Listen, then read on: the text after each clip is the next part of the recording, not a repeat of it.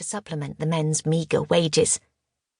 Ling saw her mother look up in amazement as she bailed out the water from the washtubs with an old enamel jug. But Ling didn't wait for any reply and instead raced with Fanny to the end of the gardens and skidded around the corner. It seemed they weren't the only ones to have spotted the train, even though it was well camouflaged against the green and brown of the moor and was really only distinguishable by grey-white smoke coming from the steam engine chimney. The news had spread in moments.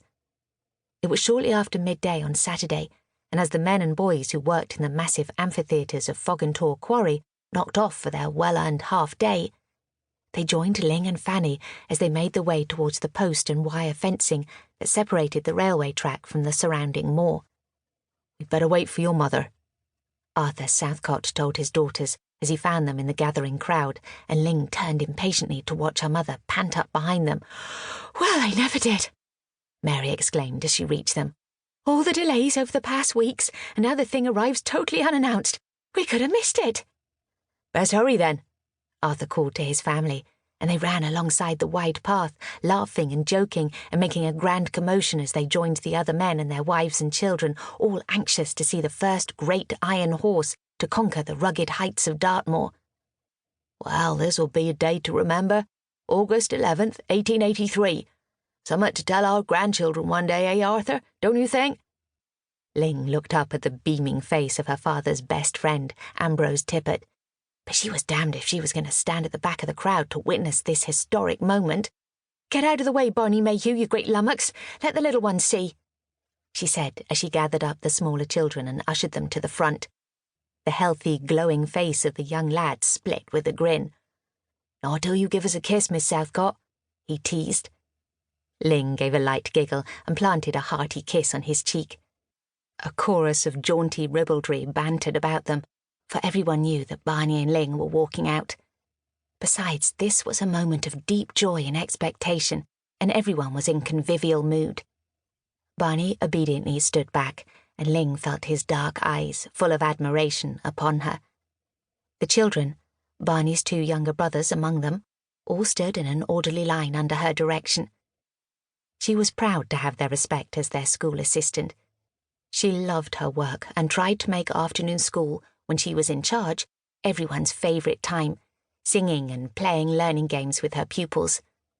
Her heart would swell as out of the corner of her eye she caught Mr. Norrish, the schoolteacher, looking on approvingly while he supervised the little tykes who had been naughty in the morning and so had to repeat their formal lessons instead.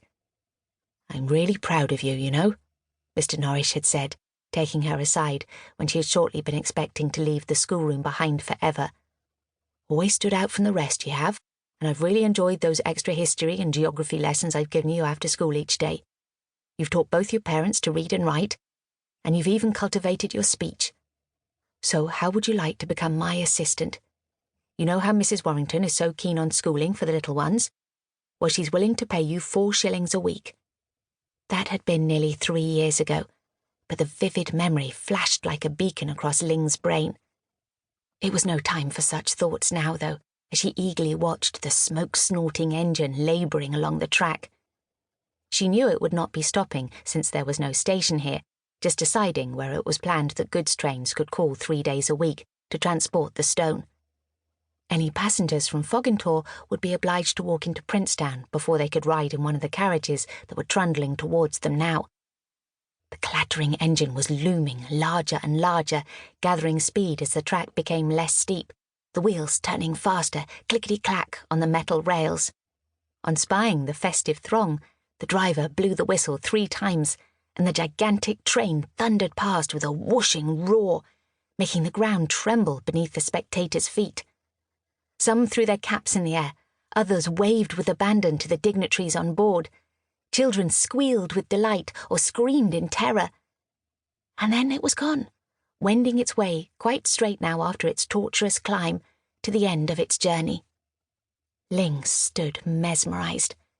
It was magnificent, a thing of noise and power, and in some strange way, of beauty.